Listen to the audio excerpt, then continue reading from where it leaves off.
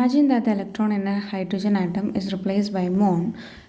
The mass of muon particle is 207 times that of an electron and charge is equal to the charge of electron.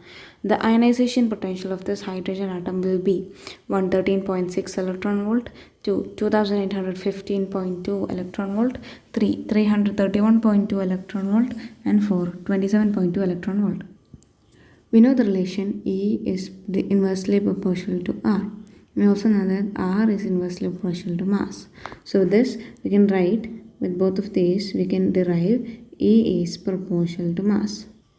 So to find the ionization potential which is asked to us, we have to multiply 13.6 with the mass of the particle muon by mass of electron, and we'll get the answer in electron volt.